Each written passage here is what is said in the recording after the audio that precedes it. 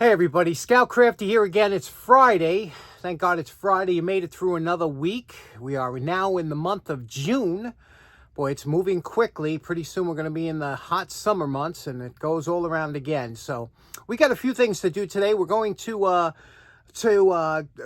clean up a fan, a nice little fan I picked up at the Long Island Tool Me. We're going to hit on that, and then we're going to maybe clean up some scales. We've got a few things to do, so let's get right to it. Okay, first up, you remember I picked up this beautiful Hanson scale, built like a tank, but I just want to do a little cleanup on it. You see over here, we got some of the rust coming through the paint, so we're just going to hit it with a little polishing compound, just to, stop any rust from forming anymore, and maybe if we can clean up this, got to be careful, we want to take any of these numbers off, so let's see what we can do.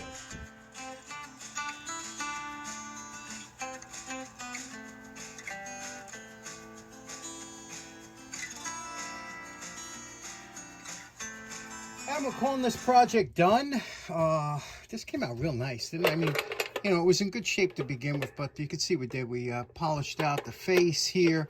We, remember how this paint was all messed up? We were able to bring that back all the way around. This is such a heavy-duty scale.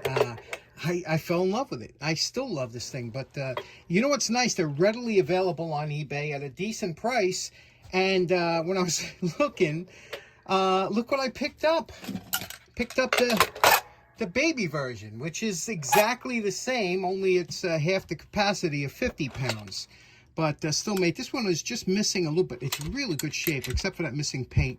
So I'll see if I can match that later. But I did polish it up a little bit so it's nice and... But aren't they just beautiful? And you can see the action on them, they... And what's nice about these is that they're adjustable. You see that screw here? That's the adjustment screw. So if you should test it, and over time, springs tend to weaken out. If you use it, especially in a commercial environment, you can adjust it to put it back on to be accurate.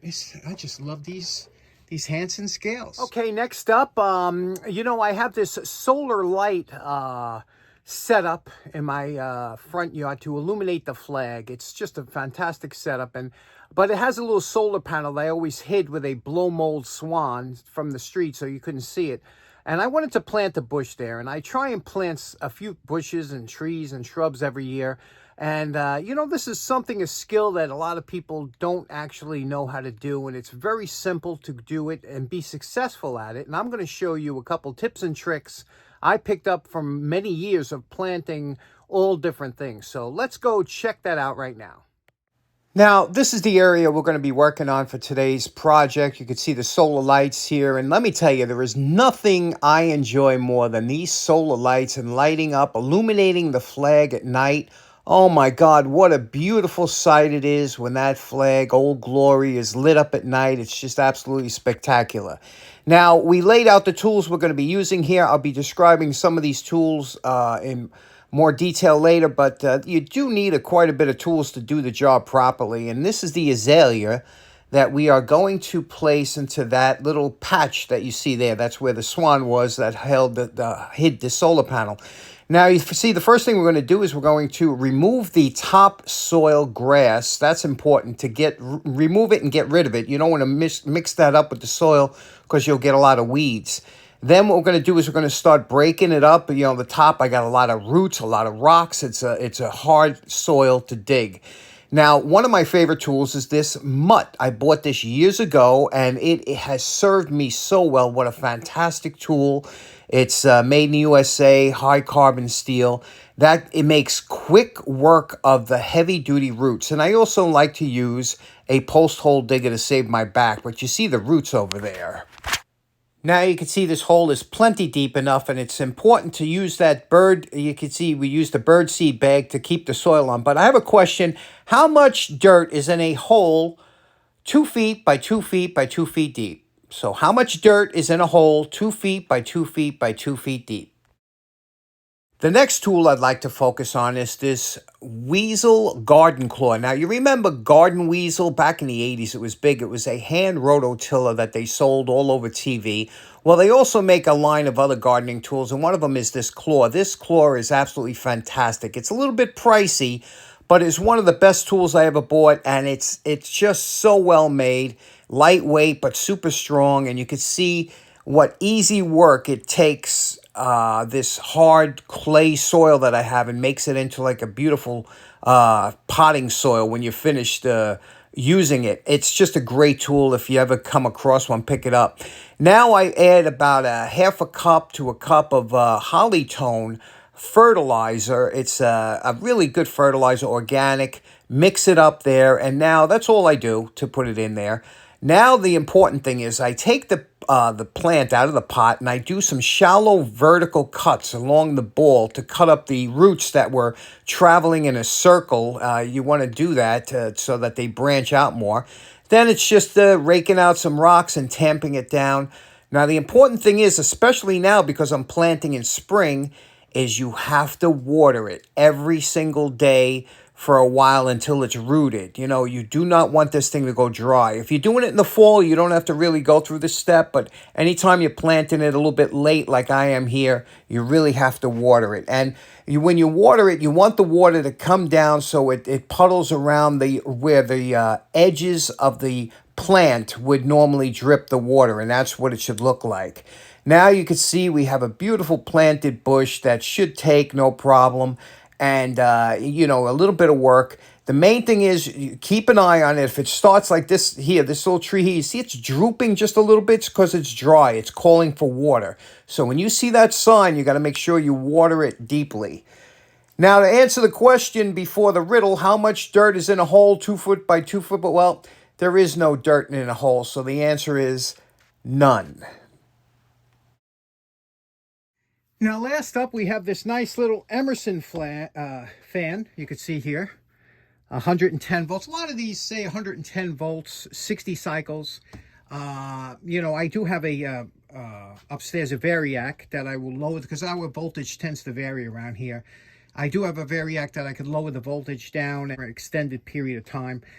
This one here I paid $5 for at the tool meet. And it's just a nice fan, but it's beat up, you know. But again, super heavy for the size of this fan. This thing weighs quite a bit.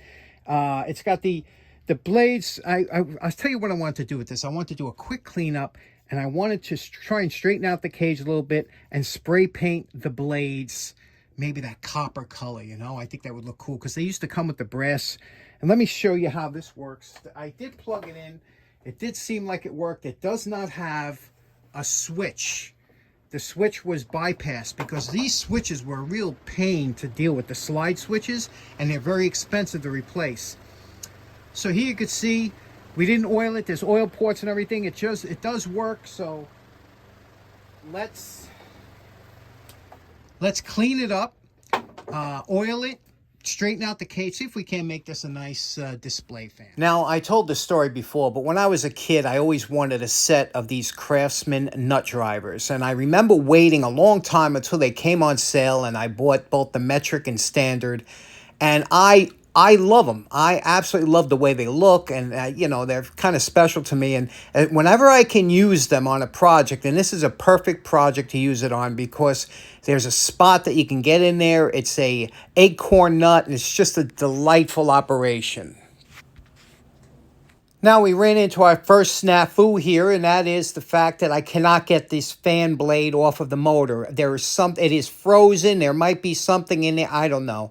But unfortunately, there's no area behind the blade for me to get a gear pull or anything in there. And this blade is too flimsy to try and put any kind of pressure on to take it off without bending it. So I decided to leave it on and try and clean it while it's on the fan. And you can see we're doing it here, and it did work.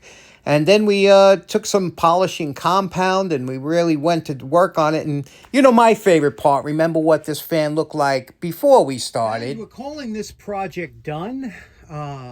This is exactly what I was hoping to do with this. You could see here, this is a traditional cleanup. Now, you see the problems we ran into because of the blade, the fan blade, not being able to get that off because there's no way I could put a gear puller. And let me tell you, these blades, you will bend if you try and put any pressure on anything but the stem. It's more difficult than it looks. So sometimes you're better off just leaving well and working around it. So here's what we did. We just did a clean. Now, again, with the paint, here's another thing with the paint. If you notice here, It did a nice job of cleaning this up. That's the original Japanning, okay? I think there's a rule that if it's like more than 65% original paint, you should leave it. You know what I mean? I'm used to dealing with really rusty stuff that I could take it down and not worry, but this has the original Japanning on it, and you could see that it's a nicely, it does look nice. It's presentable. There's a little missing paint back here. I could have touched it up, or I could have touched up the front here. I just removed the rust and left it bare. It has character, you know, and I think the copper blades really give it a nice look. Now, you can see here, there's a little wing nut here. If you just turn that back and forth, and you can rotate this up and down, or whichever way you want. You lock it in, and let's plug it in. Let me show you what it looks and sounds like. And I have to tell you, I like this, especially with those copper blades. Okay, we're gonna plug it in. We really should put a switch in.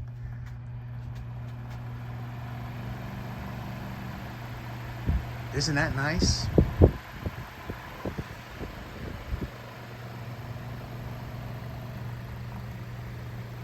Now, I want you to pick up any wind noise, but I want you to see how that oscillator works back here. And I did oil it. Again, there's oil ports here, front and rear.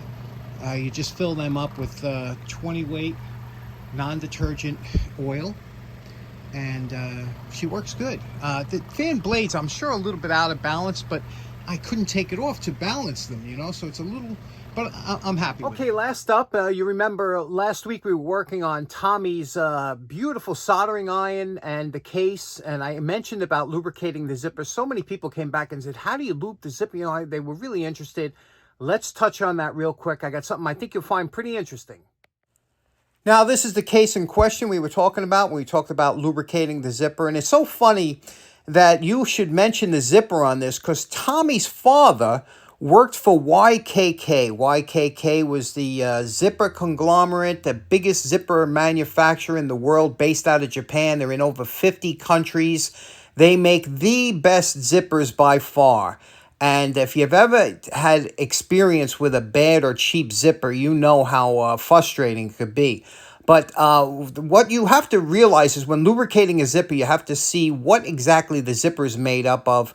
Let me show you the parts of a zipper. Now, if ever you happen to catch the documentary on how the zipper was manufactured and who invented the zipper, it's absolutely fascinating.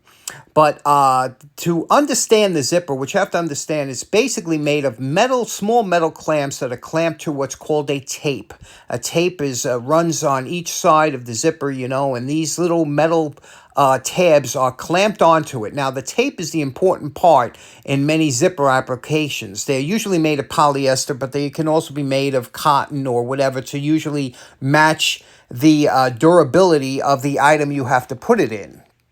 For example, you would want the tape on a wetsuit zipper to be waterproof. Now, here is a zipper on a typical sweatshirt. It's a cotton zipper. Now, the reason that the tape is so important is because if you were to use a standard oil or anything else like that, which would be fine for the zipper, the problem is that tape would be it would loosen the bond of the threads around the tape, making it a little bit flimsy, and it could affect the performance of the zipper, especially if these metal tabs or plastic tabs started getting askew and out of alignment. So that's what's important. It's always the tape. Now, depending on the garment or bag or whatever you're using your zipper on, the tape will be usually made to match the heavy-duty requirements of whatever you're using. So this beautiful bag was made by John Crane. Right on with John Crane. He made this bag, and it's just fantastically done. You can see the stitching is just absolutely gorgeous. And he uses a top quality zipper, obviously, because he's not going to, you know, waste his time. So he uses, you can see here, this is a YKK zipper. One of the best zippers you can buy. Now, when you're using a zipper like this, and you know, you don't have to worry as much because the tape is usually a high quality tape and won't be too damaged by any kind of oils or anything you put on. But anytime you want to use a zipper, you want to use what they call a dry lubricant. Now, years ago in Scouts, we used to use a candle or whatever, but a dry lubricant or wax, and that's what they do at the factory. They're actually waxed. This is beeswax. And beeswax is really good to rub along. You would open it. First of all, you could do it with the zipper closed like this. You know, rub it along the zipper like this, back and forth. It's a dry wax. It's not going to damage anything. And then when you open it up, you could run it across here and the inside of the teeth, okay? And go back and forth until that's waxed. And then run the zipper back and forth a few times, and you'll see it operates easily. Now, sometimes if the zipper gets dirty or something like that, a lot of times what you want to do is you want to open it up, take a toothbrush, you know, close it like this, take a toothbrush and go back and forth here, get all the dirt out from here. And then if you wanted to, you can use a lubricant like a dry lube, a dry lube spray. Now, I buy that. This is called a track and cable lubricant. It's made for garage doors and tracks, things like that. And what this does, it'll go on like a liquid. Okay, I'm going to show you here. It'll go on like a liquid, you see? But what happens is this will dry very quickly and leave a light lubricant that will not attract dust and dirt. And you can even see it says it on there. But everybody makes kind of a dry lube these days. But then you would spray that onto the zipper and then wipe it back and forth, and that would get all in there if you have a zipper that's particularly sticky. But this one is nice and smooth. It's a beautiful bag. Thanks again, John, for this. But that is basically what you want to do. Either wax it if you can, use a candle or beeswax, or you can use some of this track and cable lube or a dry lube and work it back and forth, because you remember, you don't want to mess the tape up. Remember that. Years ago, when I was working for the bus company, they gave out these safety vests. Everybody had to wear these safety vests, you know, and they were cheap vests, but the zippers were horrible on them. They were always getting, so I brought in a can of Tri-Flow. I love that lubricant, Tri-Flow, and I sprayed up everybody's zippers. And it was like everybody's coming up to me and going, man, what a difference, you know? Everybody's were getting stuck. And cheap zippers will give you a problem usually. So that's why if you always can tell a good garment or a good manufactured item by a YKK zipper. Anyway, I hope you enjoyed this episode. We had a lot jam-packed today. I hope you have a great weekend. Take care now. Bye-bye.